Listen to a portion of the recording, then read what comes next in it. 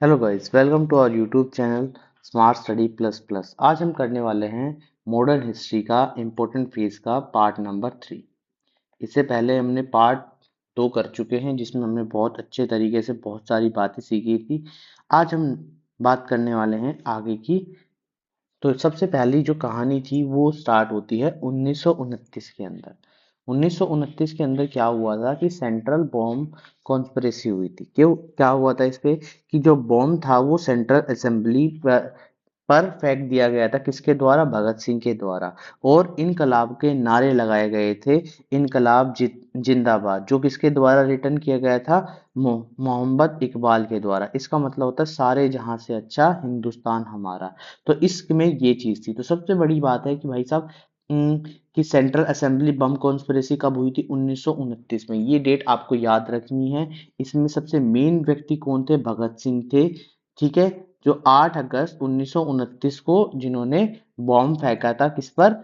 Central assembly पर। और इसी वजह से बाद में उन्हें क्या हुई थी? फांसी भी हुई थी भगत सिंह, सुखदेव और राजगुरु को 23 मार्च 1931 में। इसकी अपनी अलग कहानी है। बस आपको ये याद रखना है कब सेंट्रल असेंबली पर ये है। इसके बाद 1928 में एक ऑल इंडिया यूथ कांग्रेस की शुरुआत हुई जिसके फाउंडर कौन थे? जवाहरलाल नेहरू थे। बस आपको इतनी बात याद रखनी है। अगर इससे ज्यादा याद रखना चाहोगे तो ये याद रख सकते हो।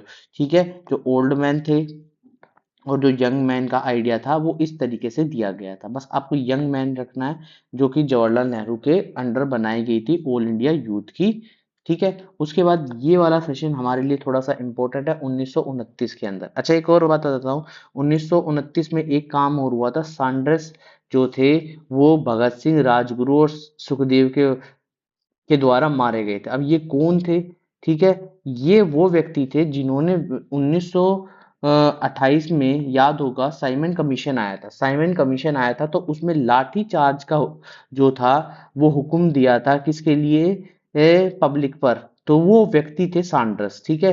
जिसने क्या किया था? बाद में मतलब कह सकते हैं लाठी चार्ज कराया था और उसमें लाला लाजपत राय जी जो है वो मारे गए थे। जिसके बाद भगत सिंह, राजगुरु और सुखदेव ने उनकी हत्या कर दी थी। तो ये बात याद रखना। उसके बाद आता है 1929 लाहौर सेशन। बहुत ज्यादा इंपॉर्टेंट है, ये बात भी ध्यान रखना। क्यों है? क्योंकि इसके अंदर जो प्रेसिडेंट थे जवाहरलाल नेहरू थे। और सबसे पहली बात इसमें क्या था? पूर्ण स्वराज की मांग को कंप्लीट तरीके से, मतलब ऐसा था, कंप्लीट इंडिपेंडेंस की मांग सबसे पहली बार जो है कांग्रेस ने पास की थी। वो कब करी थी? 1929 के अंदर। तो इसलिए ध्यान रखना। और यहाँ पर ट्राई कलर का जो फ्लैग था वो भी होस्ट किया था कहाँ पर? रावी रिवर पर। इतनी बात आपको याद हो जानी चाहिए, ये बहुत ज्यादा इंपॉर्टेंट है। डेट याद रख लेना, 1929 लाहौर सेशन। और इसी वजह से जब पूर्ण स्वराज की मांग की थी तो आगे जाके हमारा जो रिपब्लिक बनेगा वो इसी पर बनेगा। अब आते हैं 1930 के अंदर साल्ट सत्याग्रह या डांडी मार्च। डांडी मार्च और साल्ट सत्याग्रह जो था वो साबरमती से लेकर दांडी तक की यात्रा थी। साबरमती से दांडी तक की यात्रा होती थी, जिसका था 390 किलोमीटर की ये यात्रा थी, जो 12 मार्च से 6 अप्रैल 1930 तक की गई थी। ठीक है। 5 अप्रैल को जो है वो पहुंच गए थे और 6 अप्रैल को साल्ट को खाकर गांधी जी ने क्या किया था? इस सत्याग्रह को तोड़ा था। इस मतलब इस जो साल्ट सत्याग्रह था इसकी जो है शुरुआत एक तरीके से की थी। इसके अंदर जो डिस्टेंस है वो आपको याद हो जाएगा। मैंने डिस्टेंस बता दिया, 390 किलोमीटर अप्रोक्स था। यहाँ पर माइल्स में लिखा हुआ, किलोमीटर में मैंने आपको बता दिया है। अब इसके बाद जो कहानी हुई, इसके बाद साल्ट सत्याग्रह के बाद सिविल डिसओबीडियंस की शुरुआत की गई थी। ये किसके बाद लॉन्च हुआ था? दांडी मार्च यात्रा के बाद लॉन्च हुआ था। अब ये लॉन्च हुआ था तो इसके बाद क्या हुआ, उसकी कहानी क्या है, इस बात को ध्यान रखते हुए 1931 के अंदर गांधी इरविन पैक्ट हुआ था। गांधी इरविन पैक्ट क्या था? इसके अंदर 16 समझौते हुए थे। 16 समझौते हुए थे जिस पर साइन किया था किसने? गांधी और इरविन ने। तो इस पैक्ट के अंदर साइन करने के लिए गांधी जी राष्ट्रपति भवन गए थे जो अंडर कंस्ट्रक्शन था। तो पहले वायसराय राष्ट्रपति भवन जाने वाले व्यक्ति कौन थे? वो गांधी जी थे। इतनी बात यहाँ से ध्यान रखना। ठीक है। इस समझौते में 16 चीजें हुई थी, मगर सबसे बड़ा जो चीज थी, सबसे बड़ी जो दिक्कत थी वो क्या थी कि इसमें जो समझौता हुआ, भगत सिंह, राजगुरु और सुखदेव को फांसी से नहीं रुकवा सके गांधी जी। ठीक है, बाद में उनको फांसी दी गई। सबसे बड़ा दुख इसी बात का था कि ये सारे के सारे जो 16 समझौते थे, अब कभी डिटेल में बात करेंगे कौन कौन से समझौते थे। बाकी समझौते तो मान लिए गए थे, मगर एक समझौता था जो माना नहीं गया था। अब आता है नेक्स्ट राउंड टेबल के बारे में। अब ये राउंड टेबल क्या थी? देखो, 3 राउंड टेबल हुई थी। 3 राउंड टेबल में किस कांग्रेस ने बिल्कुल पार्टिसिपेट नहीं किया था पहली में तो। अब पहली में क्या था? अच्छा, ये क्यों हुई थी राउंड टेबल? राउंड टेबल होने का कारण क्या था कि साइमन कमीशन ने अपनी रिपोर्ट ब्रिटिशर को सौंप दी और रिपोर्ट पर चर्चा की। इसके बाद इसमें चर्चा में एक राउंड टेबल कॉन्फ्रेंस की शुरुआत हुई। ठीक है, तो इसमें कांग्रेस ने ना जाने का मन बना लिया था कि भाई हम नहीं जाएंगे। सिर्फ बी आर अम्बेडकर ऐसे व्यक्ति थे जो तीनों कॉन्फ्रेंस में थे। सिर्फ बी आर अम्बेडकर एक ऐसे व्यक्ति थे जो तीनों कॉन्फ्रेंस में थे, ये बात याद रखना। ठीक है, ये जो कॉन्फ्रेंस हुई थी ये लंदन में हुई थी। इसके अंदर क्या थे? राजा थे ब्रिटिश के, जॉर्ज पंचम, वो बैठे थे। ठीक है, इसमें 73 डेलीगेट्स ने अटेंड किया था इंडिया से। ठीक है, जिसमें 57 बंदे क्या थे? कौन थे? लीडर थे ब्रिटिश इंडिया के। अब बाद में इसके बारे में बात करेंगे, इतनी इंफॉर्मेशन जानने की जरूरत नहीं है। बस इतना ध्यान रखना कि कांग्रेस ने पार्टिसिपेट नहीं किया था पहली राउंड टेबल में। सेकंड राउंड टेबल में कांग्रेस ने पार्टिसिपेट किया था। उनको रिप्रेजेंट करने के लिए कौन गए थे? गांधी जी गए थे। मगर वो भी क्या हो गए? डिसएग्रीमेंट हो गए। बोले कि भाई साहब, मैं से कुछ लेकर तो नहीं आया हूं, मगर मैं, कह सकते हैं कि छोड़कर चले गए थे, कह सकते हैं, क्योंकि इसमें जो चीज थी, ये सेपरेट इलेक्टोरेट क्या कहती, कैंसिल कर दिया, करने को कहा था गांधी जी ने, मगर वो गांधी जी की बात नहीं मानी। इसलिए गांधी जी वहां से छोड़कर चले आए थे। ठीक है, तो इस बात को ध्यान रखना कि गांधी जी ने नेशनल कांग्रेस को रिप्रेजेंट किया था। और अगर मैं बात करूं, एक लेडी और थी, सरोजनी नायडू, जिसने इंडियन वुमेन्स को रिप्रेजेंट किया था, तो वो भी वहां पर गए थे। गांधी जी की ने क्या मांग की थी? गांधी जी ने फंडामेंटल राइट्स की मांग की थी। मगर फंडामेंटल राइट्स की मांग पूरा नहीं होने पे गांधी जी वहां से छोड़कर आ गए थे। मगर बी आर अम्बेडकर ने डिमांड रखी थी कि सेपरेट इलेक्टोरेट मिले जो निचली जाति के व्यक्ति थे। मगर गांधी जी ने बोला ऐसा नहीं होना चाहिए था। इसलिए गांधी जी बीच में ही छोड़कर आ गए थे। ये आ गए थे भारत। इसलिए उन्हें भारतीयों को कहा, मैं तुम्हारे लिए कुछ नहीं लाया, मगर डिवाइड एंड रूल नहीं होने दिया। ये बात जरूर ध्यान रखना। ठीक है, इसके बाद थर्ड टेबल कॉन्फ्रेंस हुई थी। थर्ड में तो भाई जब वहां पे नहीं हुआ तो यहाँ पे कांग्रेस कैसे पार्टिसिपेट करती? तो थर्ड वाले में भी कांग्रेस ने पार्टिसिपेट नहीं किया था। तो ये पूछा जाता है क्वेश्चन सेपरेट कि भाई साहब कौन सी राउंड टेबल है जिसके अंदर ये पूछा गया था कि भाई साहब की कौन सी राउंड टेबल है जिसमें कांग्रेस पार्टिसिपेट कर गई? तो सिर्फ सेकंड ही ऐसी थी कि जिसके अंदर कांग्रेस ने पार्टिसिपेट किया था, बाकियों में नहीं किया था। चलो, अब आता है, उसके बाद आता है पूना पैक्ट। अब ये पूना पैक्ट क्या है? 1932 के अंदर हुआ था। अब ये पूना पैक्ट क्या है? सबसे पहली बात तो यहाँ पर ध्यान रखना कि ये पूना पैक्ट क्या है। ठीक है, फिर उसके बाद आगे की बात करते हैं। ये पूना पैक्ट हुआ था, ये महात्मा गांधी और बी आर अम्बेडकर के बीच में हुआ था। किसके बीच में हुआ था? बी आर अम्बेडकर और महात्मा गांधी। इसमें बोला था कि भाई साहब, जो रिजर्व कुछ सीट्स रिजर्व करनी है जो निचली जाति के व्यक्ति हैं उन सब के लिए, ताकि उनको एक अलग से सेपरेट इलेक्टोरेट मिल सके। ठीक है, इस बारे में बात करें। अब ये तो हो गया। अब उसके बाद 1935 बड़ी मुख्य डेट है, क्योंकि सबसे पहली चीज इसमें क्या आया था? गवर्नमेंट ऑफ इंडिया एक्ट आया था। गवर्नमेंट ऑफ इंडिया एक्ट, और कह सकते हैं कि ये वो एक्ट था जिसके बाद बेस पर हमारा जो संविधान बना गया था। कह सकते हैं 80% जो संविधान था वो इसी एक्ट से बनाया गया था। और भी बहुत सारी चीजें, जैसे आरबीआई इस समय पहली बार बनाई गई, जो कोलकाता में बनाई गई थी। ठीक है, 1 अप्रैल 1935 के अंदर, जिसे कह सकते हैं फाउंडेशन ऑफ रिजर्व बैंक। इसके साथ साथ फेडरल कोर्ट, या कह सकते हैं उस समय की जो सुप्रीम कोर्ट थी, वो शिफ्ट कर दी थी कोलकाता से दिल्ली के अंदर। ये सब चीजें यहाँ पर हुई थी। ठीक है, इसके बाद क्या हुआ? इसके बाद विश्व युद्ध की शुरुआत हो गई थी 1939 से 1945 के बीच में। तो अब यहाँ पर विश्व युद्ध शुरू शुरू हुआ। तो क्या हुआ कि अंग्रेजों को भारतीयों का साथ चाहिए था, मगर भारतीय अब की बार सोच चुके थे कि भाई अब की बार हम साथ नहीं देने वाले। तो सबसे पहले एक ऑफर लेके आए थे, अगस्त ऑफर 1940। अभी अगस्त ऑफर में क्या था? इसमें क्या था कि जो कॉन्स्टिट्यूशनली असेंबली है उसकी बात अंग्रेजों से मनवाना था और भारतीयों को आजाद करना था। मगर सारी की सारी बातें क्या हुई? नहीं मानी। जिसकी वजह से ये जो अगस्त ऑफर था ये रिजेक्ट हो गया। इसी के उसमें सत्याग्रह हुआ जिसे कहा गया इंडिविजुअल सत्याग्रह। ये गवर्नमेंट की हम कर चुके हैं, ठीक है। इंडिविजुअल सत्याग्रह ये रहा 1940, ये इंडिविजुअल सत्याग्रह कि सबने अलग अलग सत्याग्रह करना स्टार्ट कर दिया। सबसे पहले जो व्यक्ति थे वो कौन थे? विनोबा भावे। और दूसरे जो व्यक्ति थे वो कौन थे? पंडित जवाहरलाल नेहरू। ठीक है। और इसी के बाद 1940 में ही क्या हुआ, एक डिमांड और आई, पाकिस्तान को अलग किया जाए, पाकिस्तान को अलग किया जाए।